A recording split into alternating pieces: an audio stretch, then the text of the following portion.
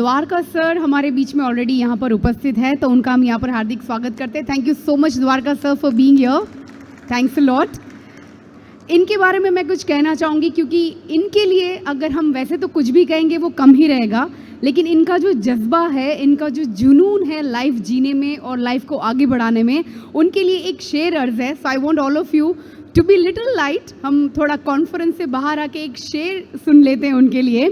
ज़मीर जिंदा रखो, कबीर जिंदा रखो। थोड़ी वाह वाह हो जाए गाइस, कम ऑन। ज़मीर जिंदा रखो, कबीर जिंदा रखो, सुल्तान भी बन जाए तो दिल में फ़कीर जिंदा रखो। हौसले की तरकश में कोशिश का वो तीर जिंदा रखो। हार जो जाए जिंदगी में सब कुछ तो भी कोई बात नहीं, फिर भी जीतने की उम्मीद को जिंदा रखो। ये है एक छोटा सा इंट्रोडक्शन हमारे द्वारका सर के लिए। आज हम जिस महाअनुभवी को आपसे मिलवाने वाले हैं, उनका नाम सुनते ही हमारे दिल में अलग सी एक जगह बन जाती है। ये एक ऐसे पर्सन है जो हर लम्हा, हर पल को एक नए नज़रिए से देखते हैं। उनके शब्दों में एक ऐसा जज्बा है, एक ऐसा जुनून है जो हमें भी इंस्पायर करता है। ये वही शख्स है जिन्होंने लायंस क्लब के साथ अपनी जर्नी को शुरू किया और दुनिया भर में अपने लीडरशिप की एक मिसाल पेश की। उन्होंने अपने काम से हर क्षेत्र में सफलता हासिल की है। उन्हें एम्बेसडर ऑफ गुडविल जैसे अवार्ड्स भी लाइफ में मिल चुके हैं। So everybody please put your hands together for none other than mister Dwarka Jalan, the director of Jalan group. Let me thank at the outset my two good friends, Yash Murarka and Purushottam Jaipuria. They have inspired me. उन्होंने सोचा कि मैं आज के इस माहौल में, इस सेशन में आप लोगों के बीच में आऊं और कुछ बात करूं। वैसे अभी सदन में उतने ही लोग हैं जितनी देश में ईमानदारी है, क्योंकि आप ईमानदार लोग हो। आपने 3:15 बजे का टाइम दिया, आप 3:15 बजे हाजिर हैं, ये सबसे अच्छी चीज़, और इसके लिए मैं इस ईमानदारी को पहले सैल्यूट करता हूं। बहुत से व्यवधान हैं बाहर, बहुत से चैलेंजेस हैं, लेकिन इसके बीच भी मैं कोशिश करूंगा अपनी बात बताने की। जो ये सीट खाली है वो थोड़े आगे आ जाए तो मुझे ज़्यादा आनंद आ जाएगा। सीट भरी हुई लगेगी, मुझे अच्छा लगेगा। वो जो लेट आएंगे उनके लिए खाली सीट छोड़ दें।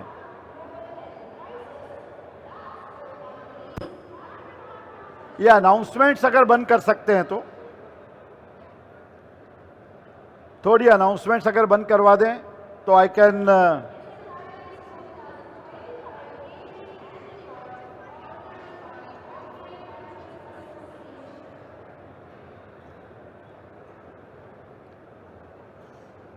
इफ यू कैन, क्योंकि इसके पहले कि मैं अपना टॉक शुरू करूं, मुझे 30-35 मिनट दिए हुए हैं, 40 मिनट। मैं मेरे एक टॉक शो का 1.25 लाख रुपया लेता हूं, कम से कम।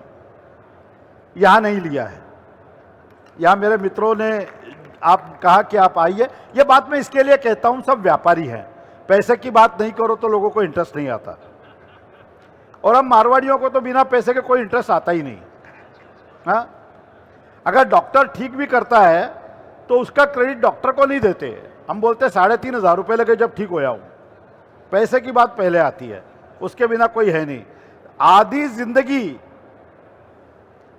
जिंदगी कर्ज की गिनती में और बाकी बची जिंदगी ब्याज की गिनती में गई है, आपकी मेरी सबकी।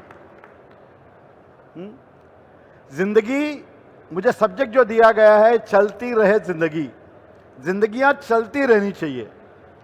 आप जो लोग काम करते हो वो कहते हैं दिलों तक पहुंचने का रास्ता पेट से जाता है, और इसके लिए आप जितने भी इवेंट होते हैं उसमें चेहरे पे जो खुशियां लाते हो वो आप लोग लाते हो। इसके लिए आपका जिंदगी से बहुत करीब का वास्ता है, और इसके लिए आप लोगों के बीच में। अब देखिए, आप लोग जो हाथ बांधे बैठे हैं, आपको जो बात अच्छी लगे वहां ताली बजाएंगे तो मेरे अंदर से और थोड़ी बात निकल जाएगी। नहीं तो ये हो जाएगा कि मैं कहाँ बात कर रहा हूँ, शायद मेरी बात आपके समझ में नहीं बैठ रही। मैं क्या है, मैं बहुत सी जोक्स भी सुना देता हूँ, मैं कविताएं भी सुना देता हूँ, शेर व शायरी भी करता हूँ, और कई बार जब मैं ऐसे हंसी मजाक की बात बताता हूँ तो लाजमी है कि हंसना आना चाहिए ना। कुछ लोग मुझे घूरते हैं, तू बोल मैं देखता हूं। मैं नहीं देखता ऐसे लोगों की ओर। वो जी नहीं रहे हैं, वो केवल सांसें ले रहे हैं। ओशो रजनीश कह गए, only religious people can leave, only courageous people can love, and only intelligent people can laugh. You decide which category you belong. Tensions आना लाजमी है जिंदगी में, चैलेंजेस सब जगह होते हैं। अब मैं आपसे टॉक कर रहा हूं, लेकिन मेरे लिए सबसे बड़ा चैलेंज है बाहर की आवाज आना। ये मेरे लिए चैलेंज है, क्योंकि unless and until there are 4 walls I cannot talk and you cannot concentrate. Still अगर आयोजन किया है तो हम अपना काम पूरा करेंगे। मैं जिंदगी की बात करूंगा, जिंदगियों की बात करूंगा, और वही बात करने के लिए आपके सामने आया हूं। 6 किताबें लिखी है मैंने।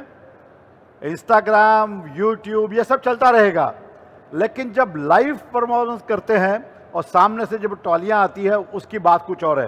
ये जो अभी कोविड आया था ना, कोविड, उस टाइम पे भाई लोगों से मिल नहीं पा रहे थे, तो वो जूम शुरू हुआ। जूम मैंने भी कोई 150 वेबिनार किए होंगे।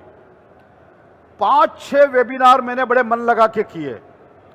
7वें 8वें में मुझे ध्यान में आया कि मैं तो जान लगा रहा हूं, और जो सुनने वाले हैं वो कोई भजिया खा रहा है, कोई सेव खा रहा है, कोई चाय पी रहा है, कोई चिवड़ा खा रहा है। मैं जान लगा रहा हूं, वो मजे ले रहे हैं। तो फिर उनको कई जगह तो बोलना पड़ा, एक जगह को फोन करके, भाई साहब आपने हाफ पैंट पहन रखी, या तो फुल पैंट पहनो या पाँव नीचे रखो कुर्सी के। यानी टेक्नोलॉजी आ गई, लेकिन उसका उपयोग कई बार समझ में नहीं आया। अब आपके बिजनेस के बारे में मैं क्या बताऊं, आपका बिजनेस आप अच्छी तरह से कर ही रहे हो, बोलने की आवश्यकता नहीं है। लेकिन अगर बुफे का इजाद किया गया है तो वो इसके लिए कि आप 3 कोर्स में, 4 कोर्स में आराम से थोड़ा थोड़ा लेके खाएं। ये उसके पीछे का उद्देश्य है कि फुर्सत से खाएं। लेकिन बंदे तो सारी भीड़ एक वक्त में ही कर लेंगे, चारों कोर्स एक टाइम में प्लेट में डाल लेंगे, पता नहीं कितना मजा ले पाएंगे। एनीवे, वो मेरा सब्जेक्ट नहीं है। 35 साल पहले की बात बताता हूं, शायद 35-36 साल हो गए। जैसलमेर गया था। आज अगर आप में से कई लोग जैसलमेर राजस्थान गए होंगे, तो आज जो जैसलमेर से निकलते हैं तो बाहर बहुत सारे ढाबे, रेस्टोरेंट्स आपको दिख जाएंगे। उस जमाने में नहीं थे। दोपहर का वक्त था। मैंने ड्राइवर से कहा कि भैया चाय पीनी है। मैं जिंदगी की बात बता रहा हूं आपको सारी, और कहां से लोग कैसे सीख सकते हैं। आप भी सीख सकते हैं, आप रोज सीखते हैं, उसको कैसे जिंदगी में उतारना, उसकी बात करने के लिए मैं आपके सामने। तो मैंने टैक्सी ड्राइवर से कहा भैया चाय पीनी है। बोला यहां कोई रेस्टोरेंट ढाबा है नहीं, अपने बीकानेर में जाएंगे, शाम को चाय पियेंगे। मैंने कहा वो तो भाई सांझ हो जाएगी, चाय तो अभी पीनी है। तो बोले यहां तो कोई चाय वाय है नहीं। वहां एक मुझे गाड़ी दिखी, हाथ गाड़ी। मैं बोला वहां ले टैक्सी, वहां मिलेगी। एक 12-13 साल का लड़का साफ सफाई कर रहा था। मैंने उसको कहा कि भैया चाय पिलाएगा। बोला बेटो सेठ जी पिलाता हूं। उसने वो पंप वाला स्टोव था उस जमाने में, वो स्टोव मारा, चाय बनाई, एक कप में दी, मैंने पी। बकवास थी, और हम लोग की आदत होती है। मैंने पैसे देते हुए राजस्थानी भाषा में कहा कि भाया मजो को नहीं आयो है, मजा नहीं आया, भाया मजो को नहीं आयो। किसी बात को सीखने के लिए ग्रंथ, पंथ, ज्ञानी, ध्यानी, पंडित, महात्मा कोई काम नहीं आते। एक ऑर्डिनरी आदमी आपको बहुत कुछ सिखा के जा सकता है। जब मैंने पैसे देते हुए उससे कहा कि भाया मजो को नहीं आयो, आपको रात दिन ये दिखने को मिलते हैं ये सारी डायलॉग्स। तो उस बच्चे ने मुझे कहा कि सेठ जी पैसा रहने दो, और एक डायलॉग बोला, अपनी जिंदगी बन गई साहब। जब मैंने कहा कि भाया मजो को नहीं आयो, तो उसने इशारा करते हुए कहा कि सेठ जी पैसा रहने दो, और फिर किसने कहा कि सेठ जी मजो कोई रो गुलाम नहीं है, मजो तो ले तो आनो चाहिए। मान लो उसने बोला दूर दूर तक ना आदम की जात, मैं तुझे चाय पिला रहा हूं, पी मजा ले और निकल, मजो को नहीं आयो। आप और हम लोग ऐसे ही हैं। पान की दुकान पे गए, क्या पान की दुकान पे क्या, पहले आप लोगों के बिजनेस की बात कर लो। 150, 200 आइटम हम लगाते हैं, ठीक है जी। नाम भी ऐसे ऐसे के लिए नहीं जाते, लेकिन खा लेते हैं, ठीक है जी। और निकलते निकलते वो गुलाब जामुन कड़क थे नहीं, मजो को नहीं आयो। जितने 149 आइटम खाए उसका क्या। जिंदगियां ऐसी है साहब, पान की दुकान पे गए, क्या काम है भाई, ये कलकत्ता लगा दे, ठंडा खुशबू इलायची डाल दे, केसरिया डाल दे, कितने पैसे हुए, पैसे दिए, पान चबाया और निकल गए। लेकिन नहीं, अपने तो हाथ बांध के खड़े हो जाते हैं। कितना धंधा करता होगा ये। परसों रेड हुई है इसके यहाँ पे, उसकी बैलेंस शीट में घुस गए। 20 रुपये का तेरा काम, 20 रुपये का पत्ता चबा, निकल, मौज ले और निकल, मजो को नहीं आयो। और परसों पूना में हमारे यहाँ पे आपटे नाम का आदमी था, वो कूद रहा था। बोला तू क्यों कूद रहा है बे? बोले बाजू वाले गोड़ बोले को लॉटरी लगी है। तू क्यों कूद रहा है? बोले उसको टिकट मिल नहीं रहा है। किसको कहां मजा आ जाए वो बोल नहीं सकते, लेकिन साहब मजा तो लेता आना चाहिए। कैसी भी विपरीत परिस्थितियां हो, मजा तो लेता आना चाहिए। अब आप यहां लोग बैठे हैं, बाहर शायद 2000 लोग होंगे, आप यहां चाहे 100-150 लोग होंगे, लेकिन आप मजा ले रहे हो। ये मजा लेते आना चाहिए। That is the life. आप कौन सी घड़ियां पहनते हैं, कौन से कपड़े पहनते हैं, कौन सी गाड़ियों में घूमते हैं और कौन से महलों में रहते हैं, उससे आपका व्यक्तित्व नहीं बनता। आपका नाम किसी के होठों पे आए और वहां एक मुस्कुराहट आए, वो होता है आपका व्यक्तित्व। बाकी आनी जानी है साहब, ये कोविड ने सिखा दिया। हमारी घड़ियां, हमारी गाड़ियां, हमारे कपड़े धूल खा रहे थे। एक बरमूडा और टी शर्ट पे 20 महीने निकाल दिए साहब। यही तो लाइफ है। What is life is again. मुझे जब ये कोविड के बाद में पूछा किसी ने क्या पाया क्या खोया, तो मैंने कहा अब मेरे घर के कौन से ड्रॉवर में क्या रखा है मुझे पता है। पहले पता ही नहीं था। मैं घर पे जाता, कोई भी चीज मांगता, मुझे हाजिर हो जाती। और जब ये पहली फेज खत्म हुई तो हमारे जयपुरिया जी जानते हैं, लायंस में हमारे भोपाल के पास में टीकमगढ़ जगह है, कुछ लोगों को पता होगा। तो वहां से मुझे फोन आया कि सर गया कोविड गया, चलो आ जाओ, एक कॉन्फ्रेंस है। हम भी बहुत दिन घर में बैठे तो निकल लिए। और लौटते टाइम किसी ने प्रसाद दे दिया। आते ही डॉक्टर बोला तेरे को तो हो गया, चल तू अंदर। 7 दिन के लिए उसने हॉस्पिटल में मुझे भर्ती कर दिया, एक कमरे में मैं अकेला। मैंने अगली किताब लिख दी, लोगों को फोन किए, जिनको जिनको कोविड हुआ था उनको बोला डरना मत, डरना मत। बोले साले तुझे भी तो हुआ है। बोले हुआ है लेकिन मैं डरा नहीं। जो मरे उसमें से आधे से ज्यादा इस डर से मरे कि मुझे पहुंचाएगा कौन। अरे मरने के बाद तुझे कोई भी पहुंचाए, तू थोड़ी देखने को आएगा। तब मैंने जिंदगी की 5 लिखी, जिंदगी की 5 व्याख्याएं मैंने लिखी। लोग कहते हैं जिंदगी एक बार मिलती है, मैं कहता हूं नहीं, मौत एक बार मिलती है, जिंदगी तो रोज मिलती है। आप रोज सुबह आंखें खोलो, आपको जिंदगी मिली। हम नहीं कहते कि फलान चंद जी नींद में ही चले गए, तो आपने सुबह आंखें खोली तो आपको जिंदगी मिली। तब मौत ही मौत चारों ओर थी। तब मैंने 5 लिखी बातें। उसमें सबसे पहली बात मैंने ये जिंदगी की 5 व्याख्या है, बाद में पहले मैंने लिखी कि मौत के डर से ही सही, मौत के डर से ही सही जिंदगी को फुर्सत तो मिली, सड़कों को राहत और घरों को रौनक तो मिली। हम घरों की ओर कब गए? नाश्ता किए और निकल लिए। अभी भी जिन्होंने हाथ नहीं खोले वो खोल लें, क्योंकि मैं देखता हूं कि जब बात करता हूं तो कई लोग वो इसमें खोए रहते हैं, व्हाट्सएप पढ़ते हैं। What exactly we want in the life. जहां हो वहां के हो जाओ भाई। इन्होंने कुछ सोच समझ के बुलाया, मैं पूना से आया हूं, 1 घंटा वीआईपी में बैठा रहा कि मेरा नंबर आए तो मैं बात करूं और अपने घर वापस लौटूं, और आप उसमें लगे हो। क्या चाहिए एग्जैक्टली लाइफ से? What we want, why can't we concentrate. Anyway, तब 5 व्याख्याएं मैंने जिंदगी की बनाई। पहली, जिंदगी क्या, देखो तो ख्वाब, पढ़ो तो किताब, सुनो तो ज्ञान, पर हंसते रहो तो आसान है जिंदगी। Number 2, B stand for alphabet, B stand for your birth, D stand for your death. इस बी और डी के बीच में ए बी सी डी वाला आता है C, that C stand for your choice. सुबह उठने के बाद में किसी को कंप्लेन करनी है या कंट्रीब्यूट करना है, किसी को गाली देनी है या पीठ थपथपाना है, हंसना है या रोना है, that C is your choice and that is life. Number 3, जब आप जन्मे तब किसी ने मुहूर्त नहीं देखा था, बाद में पत्रिका बनी होगी, और जब मरोगे तब तो कोई नहीं देखेगा, है? लेकिन सारी जिंदगी मुहूर्त देखते हैं। और हम मारवाड़ी लोग शादी के मुहूर्त 6-6 महीने पहले निकालते हैं और मुहूर्त पे कभी शादी नहीं करते। और मुहूर्त का टाइम बाहर डांस करते होते हैं, उनको दिखाते जिनको हम जानते ही नहीं है। That is life. नंबर 4, जब आप जन्मे तब आपके नाम की मिठाई बटी, आपने नहीं खाई। जब मरोगे तब भी आपके नाम की मिठाई बटेगी, आप नहीं खाओगे, बटेगी आपके नाम की। And what is life? जिंदगी क्या? पिघलती हुई आइसक्रीम, रोज टप टप टप टप पिघल रही है। टेस्ट करो तो भी पिघलती है, वेस्ट करो तो भी पिघलती है, तो टेस्ट ही करो मेरे यार, वेस्ट क्यों करते हो? लाइफ में हर मोमेंट, हर लम्हा जीने के लिए है, हर लम्हा जीने के लिए है, लेकिन हम उस तरफ देखते ही नहीं। अच्छा, कई लोग तो मिलते हैं, थक गए, अब उम्र हो गई हमारी। अरे कैसी उम्र हो गई? ये केवल आंकड़े हैं।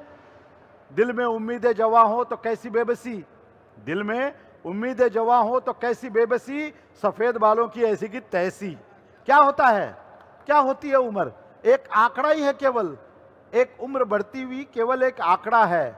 हर पल अनोखा है। आप जिंदगी में जब कभी जीने का जज्बा हो ना, तो हर पल अनोखा है। लेकिन आपने गिव अप कर दिया तो क्या लाइफ जियोगे यार? देखिए साहब, मुझे पता है जब पहली बार जब कोविड खत्म हुआ था, तब मुझे पुरुषोत्तम ने अहमदाबाद बुलाया था, जब ऑल इंडिया वाला था आपका। बोले बहुत नर्वस है हमारे लोग, सबसे ज्यादा हम लोगों ने लॉस बुक किया है, सबसे ज्यादा हताहत हम हुए हैं, क्योंकि हमको बिजनेस बिल्कुल नहीं मिला, क्योंकि प्रोग्राम ही नहीं हो रहे। तब भी मैंने कहा था, never give up, never give up, never give up. Market का उठना बैठना, नफे में नुकसान होना, धंधे में तकलीफें आना, किसी ने दिल तोड़ देना, किसी का दुनिया से चले जाना जो सबसे प्रिय है, but never give up, never give up, never give up. Life को कभी छोड़ो मत, जीना छोड़ो मत। एक कहानी सुनाता हूं। एक राजा एक बंदे को फांसी देने वाला था। फांसी देने से पहले राजा ने उससे कहा कि भाई तेरी अंतिम इच्छा क्या है? बोले राजा छोड़, अभी क्या है, तू तो फांसी दे रहा है, दे दे, खत्म कर मामला। बोले नहीं नहीं, वो प्रोटोकॉल है, हमको पूछना पड़ता है कि तेरी अंतिम इच्छा क्या है। बोले ठीक है, अभी क्या तू पूछता है तो बता देता हूं। ये तेरे महल के बाहर जो 6 फुट का ऊंचा घोड़ा खड़ा है सफेद रंग का, उसको उड़ते हुए देखना चाहता था। अब बोले क्या बेवकूफ बनाता है बे, घोड़ा उड़ता है क्या कभी? बोले उड़ता है, 6 महीने का टाइम दो, घोड़े को उड़ता हुआ दिखाता हूं मैं। राजा ने कहा दिए तुझे 6 महीने, जा। वो घर पे आया, उसकी माँ उसकी बीवी रो रहे थे। अरे बोले तुम कैसे आ गए? बोले मैंने कहा राजा को 6 महीने का टाइम दो, घोड़े को उड़ता हुआ दिखा। तो है बोले घोड़े कोई उड़ता है क्या? बोले मुझे मालूम है घोड़ा नहीं उड़ता, मुझे मालूम है घोड़ा नहीं उड़ता। राजा बूढ़ा हो रहा है, जा सकता है, मेरी भी उम्र कोई खास तो है नहीं, मैं भी जा सकता हूं। घोड़ा भी अब धीरे धीरे बूढ़ा हो रहा है, वो भी जा सकता है। हो सकता है इस बीच कोई बाजू वाला राजा आक्रमण करे और इस राजा को ले जाए अपने साथ में। हो सकता है मैं रोज घोड़े को उड़ाने के लिए और महल जाऊं, मेरी राजा की मित्रता हो जाए, राजा मुझे छोड़ दे। हो सकता है राजपुत्र का बर्थडे हो और कोई दिन वो कहे सारे कैदियों को छोड़ दिया, मैं छूट सकता हूं। और इसमें से कुछ भी ना हुआ तो भी 6 महीने तो मिले, 6 महीने तो मिले। There are options and options and option in life, my friends. Never give up. कभी भी छोड़ना नहीं जिंदगी। सपनों को छोड़ देना, पर जिंदगी मत छोड़ना। बड़ी मुश्किलों से मिलती है जिंदगी, इसको मत छोड़ना। लॉसेस आना, चैलेंजेस आना, डिप्रेशन आना, प्रॉब्लम्स आना, ये लाजमी है, रोज का काम है लाइफ में। ये जब तक आलेख ऊपर नीचे नहीं होगा तब तक जिंदगी का मजा ही क्या। जब उस प्लेन लाइफ वाला आलेख होगा तब तो आप आईसीयू में जाओगे ना सीधे। तो ऊपर नीचे होने दो, कोई प्रॉब्लम नहीं है। और जब मैंने कहा कि जिंदगियां इसके आसपास ही घूमती है, बल्कि उसी राउंड में घूमती है। देखिए, एक कॉकरोच जो है वो चूहे से डरता है, चूहा जो है वो बिल्ली से डरता है, बिल्ली है वो कुत्ते से डरती है, कुत्ता है वो आदमी से डरता है, आदमी अपनी औरत से डरता है, औरत फिर कॉकरोच से डरती है। लाइफ घूम फिर के वहीं आती है, जिंदगियां घूम फिर के वहीं आती है। जब बचपन में हम लोग रेलवे में ट्रैवल करते, तब घर से माँ पिताजी जो थे वो पूड़ी साग अचार वो ला के रखते, वो हम खाते ट्रेन में, सभी लोग, आप हम सब लोगों ने वो एंजॉय किया। तब जो हमसे अपर क्लास वाले थे वो कटलेट ब्रेड बटर वो खरीद के खाते। तो हम अपने मम्मी पापा से पूछते कि हम ये कब खाएंगे? बोले हम अभी तक इतने बड़े नहीं हुए, जब बड़े हो जाएंगे तब खाएंगे। आज हम बड़े हो गए, वो खरीद के खा सकते हैं, तो वो जो बड़े वाले थे वो घर से लाने लग गए, वहीं के वहीं रह गए ना। जब हम लोग बचपन में कॉटन पहनते थे और वो लोग टेरिलिन पहनते थे, तब पापा को पूछते, पापा ये टेरिलिन हम कब पहनेंगे? बोले हम इतने बड़े नहीं हुए अभी तक। आज हम टेरिलिन पहनने के लायक हो गए तो वो कॉटन पहनने लग गए, क्योंकि वो महंगा हो गया ना। हम साइकिल और स्कूटर पे घूमते थे और वो कार में घूमते थे, तो पापा को पूछा हम कार में कब घूमेंगे? बोले इतने बड़े नहीं हुए। आज हम कार में घूम रहे हैं तो वो साइकिल पे घूम रहे हैं, क्योंकि हेल्थ उससे बनती है ना। अंतर तो रह गया लाइफ में। जिंदगियां जहां से शुरू हुई वहीं आके रुक गई, और जिंदगियां इसके आसपास ही घूमती है। ये कोविड शुरू होने के 3 महीने पहले 2019 दिसंबर 19 श्री गंगानगर में मेरा एक टॉक शो था। पुणे से दिल्ली मुझे फ्लाइट से जाना था और दिल्ली से गंगानगर मुझे ट्रेन से जाना था। मैं जैसे ही एयरपोर्ट पे पहुंचा, सारी चीज़ें मैंने कंप्लीट करी और सिक्योरिटी वाले ने मेरे ऊपर वो मेटल डिटेक्टर घुमाया, और मेटल डिटेक्टर घुमाने के बाद में पीछे वाली जेब पे हाथ रख के पूछा यहाँ क्या है? तो मैंने कहा कंघा है। तो वो थोड़ा यहाँ देख के हल्का सा मुस्कुराया। मैं बोला तुम्हारा मुस्कुराना लाजमी है, लेकिन जो बचे हुए उसके लिए रखा है। और फिर उसी बात को मैंने जिंदगी से जोड़ा कि जो शेष है वो विशेष है। आपके बाल, आपकी नजर, आपकी दांत, आपकी सांसें, आपकी धड़कनें, आपका पैसा, आपके रिश्तेदार, आपके दोस्त, आपकी खुशियां, जो शेष है वो विशेष है।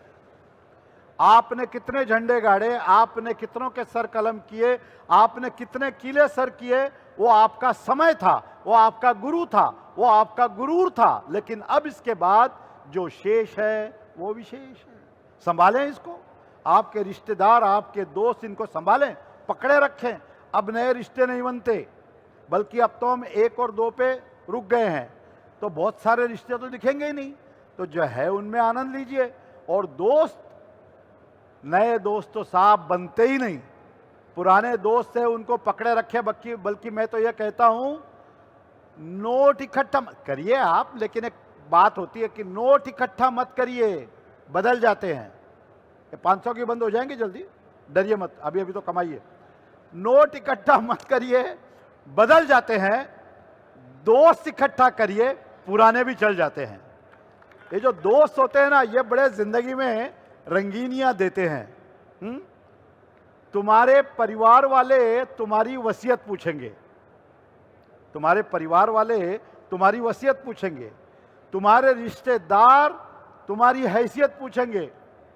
सिर्फ तुम्हारे दोस्त हैं वो पूछेंगे तुम्हारी खैरियत कि कैसा है मेरा यार। इसके लिए दोस्तों को मत छोड़िए, ये बड़े अच्छे होते हैं, इनको पकड़ के रखें। और ये जिंदगियां जिसमें रंग भरने हैं, ये दोस्त ही भरते हैं। ये दोस्त जितने रंग भरते हैं कोई नहीं भरता। और बल्कि जो परिवार की बात मैंने आपसे कही, वो यही बात कि छोटी छोटी बातों से रिश्तों को ना तोड़िए, छोटी छोटी बातों से रिश्तों को ना तोड़िए। 8 अरब की भीड़ में 8 लोग तो जोड़िए। और आप तो चाहे उतने लोग जोड़ सकते हो, आपके अपने व्यवहार से, आप अपने वाक्चातुर्य से। देखिए साहब, जिंदगियां हमें बहुत खूब खुश देती है। हम जो जिंदगी जी रहे हैं, इस जिंदगी को भी करोड़ों लोग को सपना है कि ये जिंदगी हमें जीने को कब मिलेगी। लेकिन वो कहते हैं कि तेरा मेरा एक ही गम, तेरा मेरा एक ही गम, हम दोनों के घर में एक कमरा कम। याद कर लें, जब आप एक कमरे में रहते थे तब भी कम था, आज आप 6 में रहते हो तब भी एक कमरा तो कम ही है। तो हमारी जो इच्छाएं होती है वो कभी खत्म होती नहीं है। लेकिन एट द सेम टाइम कहां रुकना है ये पता होना चाहिए। देखिए, कर्मयोगी रहना जरूरी है, आखिर तक काम करते रहो, आपको आनंद देगा। लेकिन कहां रुकना है, यह जिस दिन पता चल गया, आप जिंदगी का मजा लेना शुरू कर देंगे। राजस्थान में एक 95 एज के सेठ जी दुकान में बैठे थे। तो मेरे जैसा कोई बंदा सूट बूट लगा के टाई पहन के वहां पे गया। तो सेठ जी ने पूछा कि भाई कौन हो तुम? बोले सेठ जी शेयर ब्रोकर हूं। तो बोलिए एशियन पेंट के शेयर ले लो। बोले उससे क्या होगा? बोले 6 महीने में पैसे दुगने हो जाएंगे। बोले भाई देख, जो मेरी उम्र है ना, उस हिसाब से तो मैं केले भी कच्चे नहीं खरीदता कि भरोसा अगले पल का नहीं। 6 महीने किसी ने देखे, चल तेरी दुकान आगे ले जा, मेरे को तो बच्चों ने बैठा रखा है तो बैठा हूं, बाकी कोई लेना देना तो है नहीं अपना जिंदगी में। सेठ जी को पता था कहां रुकना है, ये कहां रुकना है पता आ गया ना, आप जिंदगी जीना सीख जाएंगे।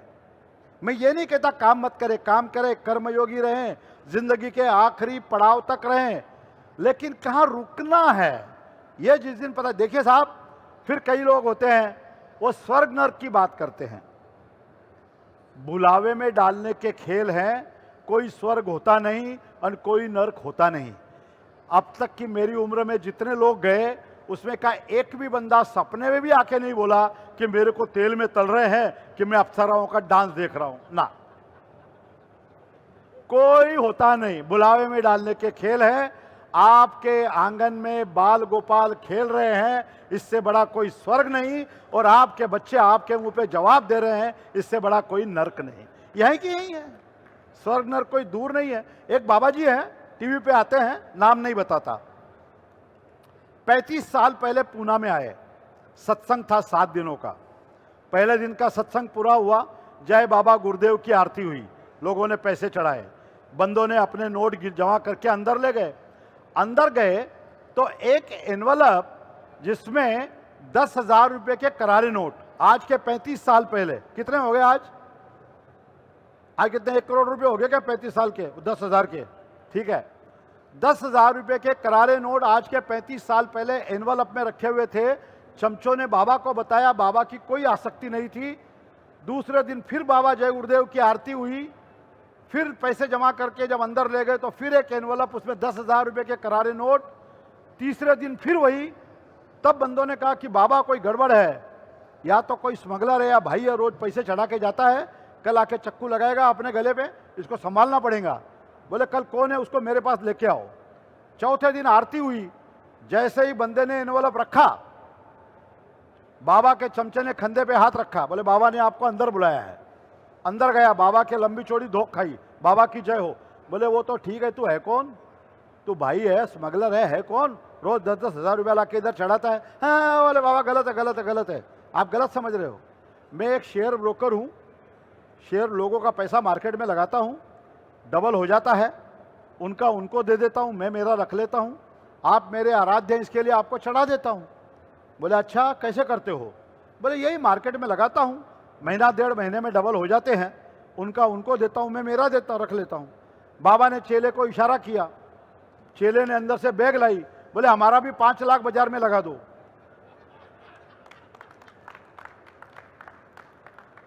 पैंतीस साल हो गए बाबा और बंदे बंदे को ढूंढ रहे हैं। धन तुम्हारे दुनिया की तुम्हारी जिंदगी का दुश्मन है, मुझे लाके दे दो। तुझे क्यों लाके दे बे, तू मार्केट में क्यों लगाएगा, मैं लगा लूंगा। जब इनके बुरखे फटते हैं ना तब तकलीफ होती है। मैं कोई क्या कहते हैं वो किसी का विरोध और क्या कहते हैं वो अंधत्व निवारण कमेटी, ऐसा कुछ नहीं है। जो जिंदगी आसपास दिखती है वही मैं कहता हूं। मेरे माँ बाप से बढ़ के कोई गुरु नहीं है, और मेरे घर में जो देव हैं, भगवान हैं, उनसे बढ़ के कोई देव नहीं है। आप कहीं भी चले जाएं, आप शांति की खोज में चले जाएं, किसी बाबा के कदमों में चले जाएं, किसी के अनुयायी बन जाएं, आपको जो करना है करें। लेकिन जब इनके मुखौटे फटते हैं तब बड़ी तकलीफ होती है, तब लगता है कि हम तो ठगे गए। इसके लिए मैंने कहा कोई स्वर्ग नर्क होता नहीं, बुलावे में डालने के खेल है। और जो थोड़ी देर पहले मैंने आपको कहा, एक अदना सा छोटा सा आदमी आपको जिंदगी के जीने के गुर सिखा जाता है। मैं कोलकाता गया था कुछ साल पहले, और मुंबई में मेरे एक दोस्त के बेटे की सगाई थी। मैं कोलकाता से फ्लाइट से उतरा, और मेरा एक दोस्त है जो बॉम्बे में रहता है, और सिलवासा में उसकी यान की फैक्ट्रियां हैं। लंबी चौड़ी मर्सिडीज कार लेके शायद 2 दिन पहले खरीदी थी, वो मुझे लेने के लिए एयरपोर्ट पे आया। हम लोग कार में बैठे, उसने कार एयरपोर्ट से बाहर निकाली, एक ऑटो रिक्शा वाला ओवरटेक करने के चक्करों में उस मर्सिडीज से टकरा गया। कुछ नहीं हुआ था, लेकिन मेरे दोस्त का ईगो फनफना के खड़ा हो गया। उसने गाड़ी को आगे लिया, वो रिक्शा वाले की कॉलर पकड़ी, उसको नीचे उतारा और उसको गालियां देनी शुरू कर दी, बात बात की अलग अलग टाइप की गालियां। बड़ी देर तक ये सिलसिला चलता रहा। मैंने कहा ये चुप हो तो आगे चलूं। मैं नीचे उतरा तो मेरे दोस्त की वो अंताक्षरी चल ही रही थी, गालियों की, हैं, गालियां चल ही रही। और तब रिक्शा ड्राइवर पलटा और उसने एक बात कही, अपनी जिंदगी बन गई साहब। वो रिक्शा ड्राइवर मेरे दोस्त की ओर पलटा और बोला, साहब कम से कम उस गाड़ी की इज्जत तो करो। वो ये नहीं बोला तुम करोड़ों की गाड़ी चला रहे हो, तुम करोड़ों के घर में से होंगे, तुम्हारी क्या शिक्षा दीक्षा हुई होगी, क्या तुम पे संस्कार हुए होंगे और तुम्हारे मुंह से क्या फूल जुड़ रहे हैं। बोला कम से कम गाड़ी की इज्जत तो करो। And I learn in my life friends, और आपके व्यवसाय में तो सबसे बड़ा काम आता है। आदमी एक दुकान है, मुंह उसका ताला है, ताला खुलते ही पता चल जाता है कि दुकान सोने की है या कोयले की है। शब्दों का प्रयोग कैसा करते हैं आप, लफ्जों का लहजा बता देता है, लफ्जों का लहजा बता देता है कि पाले गए हो या परवरिश हुई है। पाले कौन जाते हैं, कुत्ते या बिल्ली। तुम पे कैसे संस्कार हुए हैं, तुम कैसे शब्दों का प्रयोग करते हो, तुम कैसा किसी को अपना बनाते हो, तुम कैसा मीठा व्यवहार करते हो, वही लोग ध्यान रखते हैं। आप किसी के लिए भी जली कटी कुछ भी, और आप लोगों का व्यवसाय तो केवल हॉस्पिटैलिटी हॉस्पिटैलिटी हॉस्पिटैलिटी। आप कितने भी प्रेशर में हो, ये फलानी चीज नहीं आई, फलाना कुछ व्यवसाय वो आया नहीं, उसकी गाड़ी अटक गई, तो आपका चेहरे पे तो हरदम वही खुशियां रहनी चाहिए, वही हैप्पीनेस रहना चाहिए। उसकी एक बात मुझे याद आ गई, आपके मोबाइल में किसी का भी नंबर किसी के भी नाम से सेव हो जाए, लेकिन जब आप फोन से बोलते हो ना, तब आपके चेहरे पे झलक जाता है कि फोन बाबूलाल का है कि बुलबुल का है। वही चेहरे पे खुशी दिखनी चाहिए। 1965 में आई मुगले आजम, 10 साल लगे उस पिक्चर को बनने में, और तब उस पिक्चर को बनने में 3 करोड़ रुपए लगे थे, आज के इतने साल पहले 3 करोड़ तब। एक दिन के आसिफ साहब ने एक मोजड़ी ले आई, मोजड़ी जो पैरों में जूती होती है, पृथ्वीराज कपूर साहब के लिए वो मोजड़ी लाई। मैंने बोला आसिफ ये क्या है? बोले तुम्हारे लिए खरीद के लाया हूं, अकबर बादशाह पहनेगा, और 2500 रुपये की। बोले 2500 रुपये की क्या जरूरत थी, इतने में तो 20 लोगों की तनख्वाह हो जाती थी। उस वक्त महीने पे लोग काम करते थे, मजदूर लोग, वर्कर लोग, कलाकार सारे महीने पे काम करते थे। 2500 रुपये 20 लोगों की तनख्वाह हो जाती, क्या जरूरत थी? अरे बोले कुछ नहीं, पहन। शूटिंग हुई साहब, जब पहला सीन, पहले जब शूटिंग होने के बाद में जब पहला कट बोलते हैं या पहली बार पहला रश, पहला रन बोलते हैं, वो देखने के लिए पृथ्वीराज कपूर साहब और आसिफ साहब पहली रो में बैठे थे। आप देखना मुगले आजम। अरे कहा आसिफ 2500 रुपये की जूती खरीदी तूने, मोचड़ी, एक बार भी कैमरा नहीं है उसके ऊपर? बोले ये क्या किया तूने? तब उसने जो जवाब दिया वो आप लोगों के लिए है। आसिफ साहब ने कहा कि वो 2500 रुपये की जूती कैमरे में दिखाने के लिए नहीं थी, वो तेरे चेहरे पे दिखाने के लिए थी, क्योंकि 2500 की जूती पहन के तेरे चेहरे पे जो अकबर बादशाह के भाव आए वो मुझे कैमरा में लेने थे, और वो मैंने लिए। And that is what is required in life. Problems आएंगे, चैलेंजेस आएंगे, टेंशन्स आएंगी, डिप्रेशन आएंगे, लेकिन चेहरे की खुशी जो होती है वो सामने वाले को आपको और आकृष्ट करेगी। कोई प्रॉब्लम नहीं यार, होता है जिंदगी में, उतार चढ़ाव, ऊपर नीचे, प्लस माइनस, सब कुछ होने वाला है।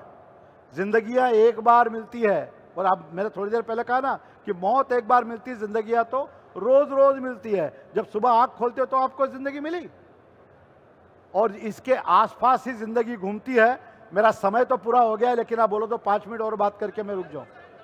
5-10 मिनट आप बोलोगे उतनी बात करूंगा मैं। और क्या मेरा 1-1 मिनट का पैसा है, मैं पैसा आपसे ले नहीं रहा हूं। Just joking, just joking, just joking. मुझे पुणे जाना है, मैं 4:30 बजे भी निकल सकता हूं, मुझे कोई फर्क नहीं पड़ता। जिंदगी में कमाओगे खूब और कमाना भी खूब, उसमें कभी पीछे नहीं रहना, लेकिन कोशिश यह रहे किसी का दिल ना दुखे। जब वो दे तो वो खुश होके दे, तब तो मजा है। और जब आपके पास उस परमात्मा का दिया हुआ थोड़ा ज्यादा मिल जाए ना, तो कोशिश करना उसको पहुंचाएंगे जिसको इसकी जरूरत है। मैं कोई वो एनजीओ विनजीओ की बात करने वो कुछ आया नहीं हूं।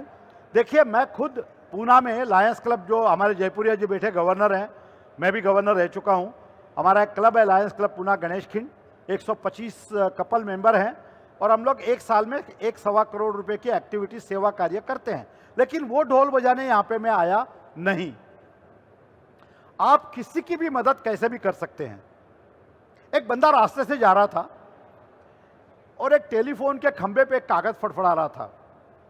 उससे उत्सुकतावश वो कागज पढ़ा, उसमें लिखा हुआ था, मैं 85 वर्ष की बुढ़िया हूं, इस फुटपाथ के कोने पे रहती हूं, मेरी 50 रुपए की नोट खो गई है, जिस किसी को मिले लाके दे देना। अब ये बंदे ने सोचा ऐसे तो कोई लाके देगा नहीं।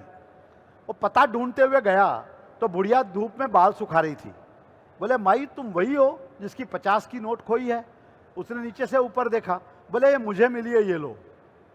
उस बुढ़िया ने उसको फिर ऊपर से नीचे देखा, बोले भाई मैं अनपढ़ हूं, आंख से मुझे दिखता नहीं, वो कागज मैंने लिखा नहीं है, और सुबह से तुम 14वें आदमी हो जो 50 रुपए की नोट लेके आए हो। ठीक है, वो कागज मेरा तो है नहीं। अब तुम एक काम करना, जाते जाते कागज फाड़ देना तो और किसी को तकलीफ ना हो। उसने कहा ठीक। और जाते जाते उसने सोचा, इस बुढ़िया ने पहले भी तो 13 लोगों को बोला होगा, जब उन्होंने नहीं फाड़ा तो मैं क्यों फाड़ू, रहने दो ना उसको, होने दो मदद। आप किसी की भी मदद कैसे भी कर सकते हैं। मेरी वाइफ के पास में एक स्कूटी थी, उसका नाम प्लेजर। तो मुझे कहा कि अब इसको बेच दो, 6-7 साल हो गए और मैं एक एक्टिवा ले लेती हूँ। मैंने कहा ठीक। मैंने बच्चे को कहा फोटो निकालो, OLX पे डालो। उस पर मैंने लिख दिया मुझे 16,000 रुपये चाहिए है। ठीक है, कोटेशन आने शुरू। एक काम करो बेटा, हेलो हेलो हेलो हेलो, ये यहाँ रख दे, यहाँ रख दे, उसको रख दे ट्रे को यहाँ पे। सुन सुन सुन सुन, ए बेटा यहाँ ये ट्रे यहाँ रख दे, जिसको चाहिए ले लेगा, तू यहाँ आ जा बाजू में। क्या होता है, आप खा पी रहते हो और हम लोग ऐसे ऐसे करते खड़े रहते देख रहते हैं। प्यास तो मुझे भी लगी है, लेकिन मैं नहीं बोल सकता ना आपको। आप मस्ती से पानी पी रहे हो, क्या पियो, मेरे को बुराई नहीं है, आप ले ले, जिसको चाहिए ले लीजिए। तो मैंने कहा 16,000, बिल्कुल ध्यान है, आंकड़े पे ध्यान है बराबर। 12, 12.5, 14,000 रुपये का कोटेशन आया। और मुझे एक दिन फोन आया, साहब आपने वो स्कूटी बेच दी क्या? मैंने कहा नहीं। बोले मुझे दो। बोला आप कौन? तो बोले मैं एक गवर्नमेंट की ऑफिस में से रिटायर्ड प्यून हूं और मैंने 12,500 रुपये का कोटेशन दिया है। मैं बोला भाई मैं 14 को नहीं दे रहा हूं, 12.5 में तुझे क्यों दूं? बोले साहब मेरे पास एक मोबाइल है, उसके 1,500 रुपये आ जाएंगे। बोला है कौन तू? बोले मैं रिटायर्ड प्यून हूँ, मेरा बेटा फाइनल ईयर इंजीनियरिंग में है, मेरा मन है कि वो स्कूटी पे कॉलेज में जाए, एग्जाम दे, कुछ बन जाए, इसके लिए मुझे दे दो। बोला आ कल। दूसरे दिन आया, 100, 50, 200 के नोट हाथ में लेके आया, यहाँ वहाँ से मांग के लाया था, समझ रहा था ये 12,500 रुपये, ये मोबाइल साहब इसका 1,500 आ जाएगा। तब मैंने देखा उसका जो बेटा था वो स्कूटर से बड़े प्यार से हाथ घुमा रहा था, उसकी में खुशियों के आंसू थे कि यह स्कूटी अब मुझे मिलने वाली है। और जब ये बेटा कर रहा था तब उसका बाप भी उसको देख के खुशी के आंसू उसके आंख में थे। मैंने कहा कहानी कुछ और है। मैंने उस बंदे को वो मोबाइल वापस दिया, चाबियां दी, वो कागज साइन करके पेपर दिए। मैंने कहा ये स्कूटी ले जाओ, रुक रुक रुक, ये 200 रुपये और ले जा, घर पे जाते टाइम मिठाई ले जाना, आज तेरे घर में स्कूटर आ रही है। बाप और बेटे वो स्कूटर लेके निकल गए। मेरी पत्नी पीछे खड़ी खड़ी मजा लेने के मूड में थी। बोले वारे बनिए हैं, 16,000 मांग रहा था, 14 में दी नहीं, 12.5 में दे दी, उसमें 200 और निकाल के दे दिए। तब मैंने उससे कहा सुधा, मैं व्यवसाय से प्रमोटर बिल्डर हूँ, लाखों करोड़ों के आंकड़ों में खेलता हूँ, कुछ हजार से तुझे और मुझे कुछ फर्क पड़ेगा नहीं, लेकिन उसे पड़ेगा। उसकी जिंदगी में उसने साइकिल नहीं खरीदी होगी, लेकिन सारी जिंदगी की जमा पूंजी वो अपने बच्चों को दे रहा है। इससे बढ़िया प्लेजर क्या हो सकता है, ये लाइफ में उस दिन पता चला। आप छोटी छोटी चीज़ों से लोग, परसों मेरे एक दोस्त ने, इंदौर वाले एक दोस्त ने, पुरुषोत्तम, एक मुझे वाकया भेजा कि 5-6 दोस्त वहाँ सिकंजी पी रहे थे। आप you know all people, shikanji ठीक लस्सी होती है जो इंदौर साइड में मिलती है। तो हम 5-6 दोस्त सिकंजी पी रहे थे तो एक फल फ्रूट बेचने वाली बुढ़िया ने अपनी टोकरी नीचे रखी और वो हमारी शिकंजी की ओर बड़े ललचाई दृष्टि से देख रही थी। तो मैंने पूछा, माई तुम पियोगी? बोले हाँ बेटा पी लूंगी। तो मेरे दोस्तों ने मजाक उड़ाया, तू बड़ा हरिश्चंद्र बन रहा है, रास्ते चलते लोगों को शिकंजियां पिला रहा है। लेकिन तब देखा कि उस बुढ़िया ने अपनी कमर से एक रुमाल निकाला, उसमें से थोड़ी चिल्लर थी, चेंज थी, 20-25 रुपये होंगे, वो मेरे दोस्त के हाथ में दिए। बोले बेटा मेरे पास इतने हैं, बाकी के तू दे देना। यानी वो भिखारन नहीं थी, लेकिन वो अंदर नहीं आ रही थी क्योंकि होटल वाला शायद उसको अलाउ नहीं करता। तो उसने होटल वाले से कहा कि मेरी कुर्सी उसके बाजू में लगाओ, और हम दोनों ने वहाँ बैठ के वो शिकंजी पी। मैंने उस बुढ़िया को उसके पैसे वापस दिए, उसने सिर पे हाथ रख के मुझे आशीर्वाद दिया, बुढ़िया चली गई। कहानी इसके बाद है। मेरा दोस्त कहता है कि जब पेमेंट करने के लिए मैं इस काउंटर पे आया तो होटल का मालिक मुझे बोला कि साहब सबके पैसे लूंगा, लेकिन जो फ्रूट बेचने वाली महिला को जो शिकंजी दी उसके पैसे नहीं लूंगा। तो इसने कहा क्यों? मैंने ऑर्डर करी। उसने जो बात कही अपनी फिर जिंदगी बन गई साहब। होटल का मालिक बोला कि साहब ग्राहक तो रोज आते हैं, इंसान कभी कभी आते हैं। ये ग्राहक से इंसान बनने का सफर जिंदगी, ग्राहक से इंसान बनने का सफर इंसानियत, ग्राहक से इंसान बनने का सफर इंसान, ग्राहक से इंसान बनने की जिंदगी सही मानों में जिंदगी।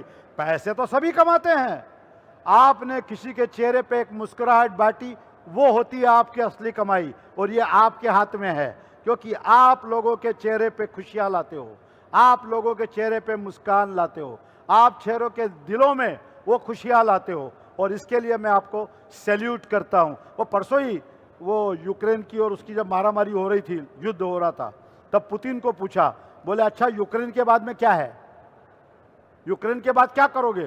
बोले इंडिया जाऊंगा और सारे केटररों को उड़ा के आऊंगा। बोले क्यों? बोले रशियन सलाद के नाम पे पता नहीं क्या क्या बेचते हैं। जोक्स अपार्ट, आप अपने हिसाब से करते रहे, मुझे रशियन सलाद बहुत अच्छा लगता है, मैं खूब खाता हूँ, दैट्स अ डिफरेंट स्टोरी। ये आपको मैंने हंसाने के लिए कहा, क्योंकि जब तक वो कहते हैं कि हमने तो ये जुगनुओं से सीख लिया, हमने तो ये जुगनुओं से सीख लिया, रोशनी हो ना हो जला कीजिए, सारे मसलों पर फिर सोचेंगे, पहले माहौल खुशनुमा कीजिए। ये माहौल जब तक अच्छा नहीं है, आपके चेहरे पे मुस्कुराहटें नहीं है, आपके चेहरे पे हंसी नहीं है, तब तक कुछ भी हो जाए, आप कहीं भी पहुंच जाए, उसका कोई मतलब रहता नहीं है।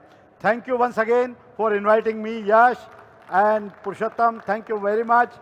फिर आऊँगा आप लोगों के बीच में जब आप बुलाएंगे। यही बात कि माना कि ज़िंदगी की राहें कठिन है बहुत, माना कि ज़िंदगी की राहें कठिन है बहुत, थोड़ा तुम चलो थोड़ा हम चलें, आगे चल के रिक्शा कर लेंगे। हंसते रहो, मुस्कुराते रहो, गुनगुनाते रहो, स्वस्थ रहो, व्यस्त रहो और मस्त रहो। Thank you very much. Sir I want please आप 2 मिनट प्लीज स्टेज पर ही रहिए, because we would like to felicitate you and Dwarka Jalan sir को फेलिसिटेट करने के लिए मैं इनवाइट करना चाहूँगी पुरुषोत्तम जी जयप्रिया, प्लीज आप स्टेज पर आइए sir, and let's welcome one more time and felicitate mister Dwarka Jalan, the director from Jalan group.